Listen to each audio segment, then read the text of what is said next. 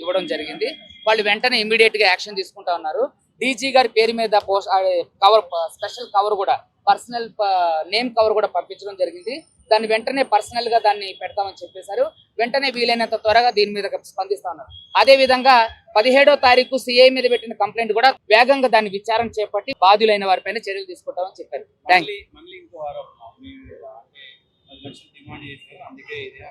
చెప్పే కదండి, ఎక్కడైనా సరే ఒక్క దగ్గర ప్రూవ్ చేయమన్నా.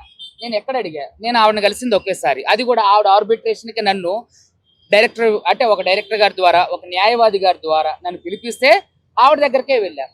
వెళ్ళినప్పుడు ఆవిడతో నేను మాట్లాడా కదా. ఆవిడ మాట్లాడినప్పుడు వాళ్ళందరూ చెప్పాలి కదా. వేణు ఉడుగుల గారి ఇంటర్వ్యూలు మీరు అన్ని చూసారు. ఎక్కడైనా నేను 10 లక్షలు డిమాండ్ చేసినట్టు చెప్పారా? కార్తిక్ కొడగండ్ల గారి ఇంటర్వ్యూలు చూశారు. ఎక్కడైనా నేను 10 లక్షలు డిమాండ్ చేయడం చూసారా? ఇదంతా ఏంటంటే కావాలని అసాంఘిక చర్య, బురద జల్లే చర్య. ఒక్క ఆధారం ఎందుకని చూపించాలా? ఏదో చిన్న వీడియో రిలీజ్ చేశారు. అందులో నేను ఎక్కడైనా బెదిరించినట్టు కానీ, భయపెట్టినట్టు కానీ, డబ్బులు అడిగినట్టు కానీ ఎక్కడైనా ఉందా? కాబట్టి ఇదంతా మీడియాని, ప్రజల్ని పక్కదోవ పట్టించే కార్యక్రమం మంగ్లీ గారు చేస్తున్నారు. మంగ్లీకి సంబంధించినటువంటి మీకు వీడియో చూపిస్తా.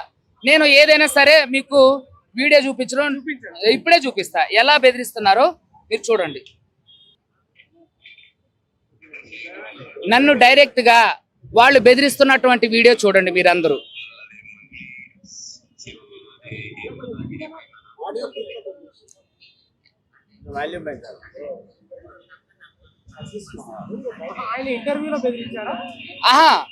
ఆయన ఇంటర్వ్యూ చేస్తున్నప్పుడు వేరే వ్యక్తి,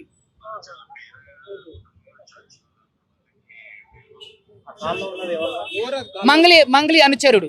ఆయన ఫోన్ నెంబర్ కూడా నేను మీకు చెప్తా. ఇది మీరు చూస్తున్నారు కదా. మంగ్లీ అనుచరుడు నాకు ఫోన్ చేసి, నువ్వెవడ్రా చేయడానికి, అంటే నువ్వెవరు అని అంటే అతని పేరు చెప్పడానికి కానీ, నేను బిజినెస్ చేస్తా అంటే నువ్వేం బిజినెస్ చేస్తావు అంటే కూడా ఆయన బిజినెస్ కు సంబంధించి వివరం చెప్పకపోగా ఇందులో మంగ్లీకి సంబంధం లేదు. మంగ్లీ నువ్వెందుకు తీసుకొస్తున్నావు అంటే నేనన్నా, అసలు నువ్వెవడో మంగ్లీకి సంబంధం లేదంటానికి? నువ్వు కోర్టా పోలీసా? ఇట్లా బెదిరించడమే కాకోకుండా మీకు ఇంకొక విషయం కూడా చెప్తా. మమ్మల్ని చంపడానికి ఎంతో మంది వ్యక్తులు ఇక్కడ రావడం కూడా జరిగింది. హిమకాంత్ రెడ్డి నిందితుడు కాదు, బాధితుడు. ఆయన డే 1 రోజు నుంచి కూడా ఇప్పటి వరకు కూడా అది EOW లో ఉంది కాబట్టి ఖచ్చితంగా ఆ విషయాలు తేలితే అతనికి సంబంధించిన బ్యాంక్ ట్రాన్సాక్షన్స్ కానీ, అతనికి సంబంధించినటువంటి ఏ ఒక్క ఆధారం కూడా వాళ్ళ దగ్గర లేదు. ఎవరైతే హిమకాంత్ రెడ్డి ఉన్నాడో అతను కూడా ఒక ఏజెంట్, డబ్బులు కలెక్ట్ చేసిన ఏజెంట్ కాబట్టే తను వచ్చి అతను కూడా విచారణకు అందుబాటులో వెళ్ళాడంటే తను అంటే మామూలుగా నాకు తెలిసి పారిపోయి ఉండొచ్చు, అంటే వెళ్ళిపోయి ఉండొచ్చు. కోర్టులో బెయిల్ వేసిన తర్వాత అతను మీడియా ముందుకు రావడానికి అవకాశం ఉంది. తను ఎక్కడుండో కూడా మనకు తెలీదు.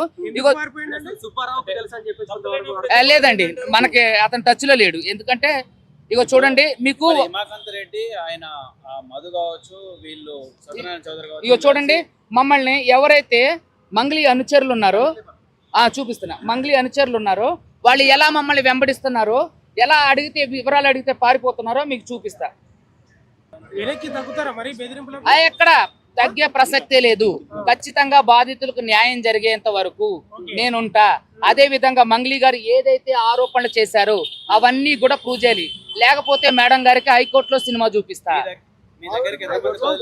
తప్పకుండా ఎక్కడైనా ఇప్పుడు ఆవిడకి సంబంధించినటువంటి ఏ ఆధారం లేకపోతే నిరూపించుకోమనండి. వాళ్ళ తమ్ముడు ప్రత్యక్షంగా ఎందుకుండో, ఎవరైతే ప్రధాన నిందితుడు రమావత్ మధు ఉండో మీకు డైమండ్ నెక్లెస్ కొనిచ్చిందని ఎవడైతే భరత్ నాయక్ ఎవరో మొన్న ఒక ప్రధాన మీడియాలో కూడా చెప్పిండు. మీ అభిషేక్ నాయక్ ఎందుకు మీకు పరిచయం అయితే డైమండ్ నెక్లెస్ కొనిచ్చేంత పరిచయం ఎక్కడిది? మీరు పాటలు పాడుతుంటే మీ బ్యాండ్ లో అతనుండి ఎంజాయ్ చేసే పరిచయం ఎక్కడిది? మీరు వాళ్ళ ఇంటికి వెళ్ళి అర్ధరాత్రి ఫోటోలు దిగొచ్చేంత పరిచయం ఎక్కడిది? ఎవడైతే ప్రధాన నిందితుడు రమావత్ మధు, భరత్ చౌహాన్, శైలజ చౌహాన్ తో మీ తమ్ముడు ఎందుకు ట్రావెల్ చేసిండు? బాధితులతో మీ తమ్ముడు ఎందుకు ట్రావెల్ చేసిండు? గుళ్ళు గోపురాలు ఎందుకు తిరిగిండు? వాళ్ళతో చాటింగ్లు ఎందుకు చేసిండు? వాళ్ళతో డబ్బులు పెట్టుబడి పెట్టండి, మంచి లాభాలు వేస్తాను ఎందుకు చెప్పిండు? చెప్పండి. మీ తమ్ముడితో ప్రెస్ మీట్ పెట్టించండి దమ్ముంటే. నేను బహిరంగ సవాలు ఎన్నోసార్లు వేసా, ఈ రోజు కూడా బహిరంగ సవాలు వేస్తున్నా. మీ దగ్గర ఒక్క ఆధారం ఉన్నా తీసుకొని రండి. సుబ్బు బెదిరించిండటానికి కానీ, సుబ్బు డబ్బులు అడిగిండటానికి కానీ, హైకోర్టు అడ్వకేట్ ఇలా చేసిండటానికి కానీ, లేదంటే పలానోళ్ళు ఇన్ని డబ్బులు ఎట్లా చేశారు, మీరు నన్ను బెదిరించినటానికి, మనుషుల్ని పంపించారంటానికి చాలా ఆధారాలు ఉన్నాయి.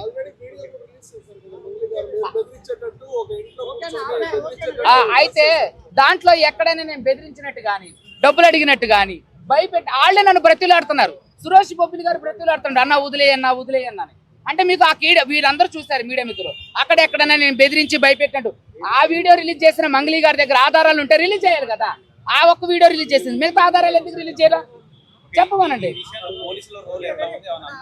ఖచ్చితంగా ఆ రోజు మాత్రం పంజాగుట్ట సిఐ గారు అత్యుత్సాహం ప్రదర్శించారు. మీరే తెలుసు కదా, పోలీస్ బాస్ గారి దగ్గర ఇన్స్ట్రక్షన్స్ మరేవో తెలియదు కానీ మొత్తానికైతే జిగుప్సాకరంగా న్యాయవాద వ్యవస్థని అవమానపరిచే విధంగా ఆయన సీఏ గారు మాట్లాడితే చాలా జిగుప్సాకరంగా ఉంది. కాబట్టి హైకోర్టు ఆయన మీద చర్యలకు ఉపక్రమించింది. ఆయనకు పర్సనల్ నోటీస్ కూడా ఇవ్వడం జరిగింది. అవును, నాకు అంటే ఇక్కడ మనుషులు మమ్మల్ని వెంబడిస్తున్నారు. అదే విధంగా మాకు ఫోన్ కాల్స్ లో భయంకరమైన థ్రెట్ ఉంది కాబట్టి మాకు పోలీస్ ప్రొటెక్షన్ ఇవ్వమని చెప్పేసి అడిగినాం. మేము ఆ గౌరవ న్యాయ వ్యవస్థలో కూడా అడిగినప్పుడు మీరు ముందుగా వెళ్ళి డీజీపీ గారిని కలవండి అని అన్నారు. సో కాబట్టి డీజీపీ గారిని ఈ రోజు కలవడం జరిగింది. ఆయన సానుకూలంగా స్పందించడానికి అవకాశం ఉంది. ఖచ్చితంగా న్యాయం మా వైపు ఉంది, ప్రజలు మా వైపు ఉన్నారు, అదే విధంగా బాధితులు మా వైపు ఉన్నారు. దాదాపుగా నా దగ్గర వచ్చిన వాళ్ళు 70-80 మంది ఉన్నారండి. 40 మంది క్రియాశీలకంగా వ్యవహరిస్తున్నారు.